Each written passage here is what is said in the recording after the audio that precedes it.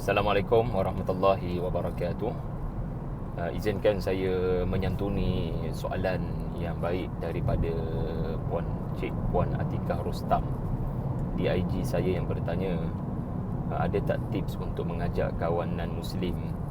Adakah dengan saya bertanya nak tahu tak pasal Islam, atau sekadar kekalkan persahabatan dan tunjukkan akhlak yang baik?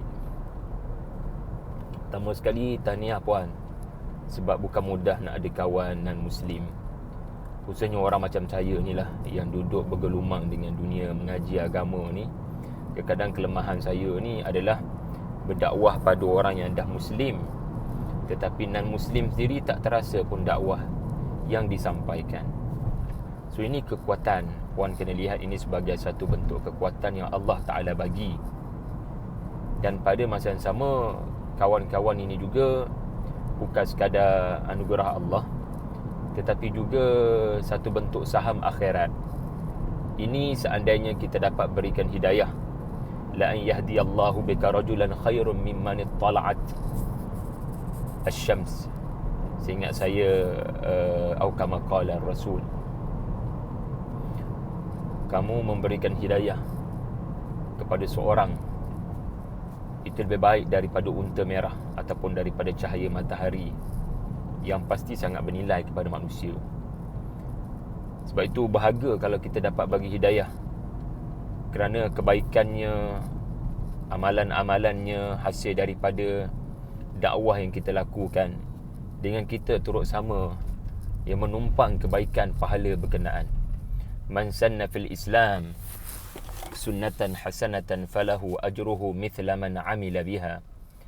Barang siapa yang melakukan sesuatu kebaikan dan diteruskan oleh orang-orang yang mengikutinya, maka kepadanya yang memulakan turut sama mendapat kebaikan orang yang mengikutinya, orang yang menurutinya. Sebab itu dalam Al-Quran juga puan dan semua yang mendengar, Allah membezakan antara orang yang as-sabiqun dengan orang yang ashabul yamin. Kerana para ulama antara tafsiran mereka adalah as-sabiqun ini adalah orang yang beriman ketika zaman yang sangat mencabar. Mereka menjadi orang yang memperkenalkan Islam. Mereka menjadi orang yang bercakap ketika majoriti manusia belum Muslim. Tetapi ada orang, mereka tidak rendah kedudukannya juga. Mereka beriman, mereka berjuang, cumanya cabaran yang dihadapi oleh as-sabiqun lebih getih. Jadi berdakwah kepada orang yang dah Muslim, berdakwah dengan orang yang belum Muslim pasti ada beza. Dan dalam Al-Quran pun penuh dengan cerita-cerita seseorang yang membuka mulut, sebaik sahaja iman masuk ke dalam hatinya, dia terus buka mulut dan menyebarkan Islam. Cerita ahli sihir Fir'aun, cerita isteri Al-Aziz yang bertaubat, cerita isteri Fir'aun, cerita ramai lagi lah. Mereka yang iman bila masuk dalam hati hasil daripada dakwah dan mukjizat yang berlaku, mereka turut sama membuka mulut menyebarkan dakwah kepada orang lain. Cumanya isunya sekarang, apa pilihan yang saya ada? Adakah dengan bertanya, adakah anda berminat dengan Islam, atau dengan menampilkan akhlak yang baik? Kedua-duanya boleh berlaku puan. Mana-mana berdasarkan keselesaan puan. Mana-mana yang dirasakan bersesuaian dengan beliau. Asas adalah, pertama sekali, akhlak yang baik. Kita kena jadi orang yang mentafsirkan Quran dalam kehidupan kita. Dan ini pasti mengambil masa, tetapi sekurang-kurangnya dakwah ini lebih berkesan. Wa innaka la'ala khuluqin azim. Para anbiya tidak dipilih daripada secara random. Allah Ta'ala pilih dari kalangan manusia yang terbaik akhlaknya. Mengapa begitu? Mari kita renung seketika. Kenapa Allah pilih para rasul dari kalangan orang-orang yang terbaik akhlak mereka, yang tidak dipertikaikan oleh manusia? Ini kerana peranan akhlak ini penting pada mendekatkan mad'u kepada apa mesej kita nak sampaikan. Dan orang yang bercakap tentang Islam tetapi tidak mengamalkan Islam dalam kehidupan, orang begini sebenarnya menyeru kepada apa? Menyeru kepada dirinya kah atau menyeru kepada Islam? Sebab Islam sendiri tidak menonjol dalam hidupnya. Dalam Al-Quran sendiri penuh dengan proses pembinaan akhlak. Surah-surah Makkiyah, kemudian surah-surah Madaniyah. Surah-surah Allah Ta'ala kukuhkan akar, kemudian Allah Ta'ala munculkan buah. Kerana Islam bukan sekadar agama akar. Islam adalah agama yang memberikan teduhan yang rendang, menarik minat orang untuk datang kepada pohon yang boleh mereka berteduh dan menikmati buah-buahan. Dan itulah akhlak. Kazara'in akhraja syat'ahu fastaghlaza fastawa ala suqih yu'jibu az-zurra' liyaghiza bihimul kuffar.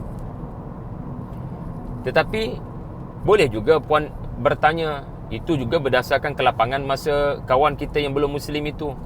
Adakah dia benar-benar menunjukkan minat? Adakah dia bersedia untuk bersembang dengan kita? Dan kita juga kena bersedia untuk bersembang dengan dia. Kita juga kena bersedia duduk sama rendah, berdiri sama tinggi. Dan jangan sekali-kali merasakan kita lebih baik daripada dia. Ya, agama kita adalah benar, tetapi ini tidak menunjukkan kita boleh rasa kita lebih baik daripada dia. Sebab dari sudut kemanusiaan, ya ayuhan nas, inna khalaqnakum min dzakarin wa untha wa ja'alnakum syu'uban wa qabaila lita'arafu. Jadi walaupun dia bukan dalam agama kita, tetapi dari sudut manusiawinya dia sama dengan kita. Dan kita tak tahu dia ada kelebihan mengatasi kita dalam hal-hal tertentu. Jadi dengan sikap merendah diri sebagaimana ditampilkan oleh Nabi Ibrahim alaihissalam apabila berdakwah kepada ayahnya, baginda tidak berkata saya orang alim, kamu orang jahil. Nabi Ibrahim bahkan berkata saya didatangi ilmu yang belum datang kepada ayah. Izinkan saya untuk bercakap sedikit daripada sedikit ilmu yang Allah beri kepada ayah. Mudah-mudahan dapat saya pegang tangan ayah dan membawa ayah kepada kebenaran. Tuan-tuan boleh belik surah Maryam. Saya hanya menyebut tafsiran daripada nas yang berkenaan. Dan bila kita nak jelaskan tentang Islam, Islam ini luas. Maka sebaik-baik penerangan tentang Islam adalah yang boleh menarik minat beliau. So we need to understand, we need to seek to understand than to be understood. Kita kena study dia dulu. Dia minat cerita apa contohnya, dia suka artis apa contohnya, hobi dia apa. So dengan mengkaji madu'u anda, sebagaimana Nabi Sulaiman mengkaji Malikatus Saba, ya, yang sangat bangga dengan Arash, maka Arash tu jadi dia panggil starting weapon kit ya, bahan untuk menyerang ego, menyerang sombong yang menyebabkan dia kufur. Jadi kita kena study madu'u kita, dan Islam itu kita sampaikan dalam bentuk yang boleh menyebabkan wow faktor berlaku. Ya, kawan kita tu barangkali ya dia minat pasukan Liverpool contohnya. Dan kita boleh ambil contoh-contoh yang baik daripada pemain-pemain Muslim dalam pasukan Liverpool. Itu contoh saja tuan-tuan. Dan sebaik-baik bersembang pasal Islam ni adalah biar dia yang tanya soalan. Boleh tak saya nak tahu pasal Islam? Itu lebih baiklah. Tapi kalau kita nak mulakan pun boleh. Tapi we need to make research first about him or her. Okay? Terima kasih, itu saja respon daripada saya. Assalamualaikum warahmatullahi wabarakatuh.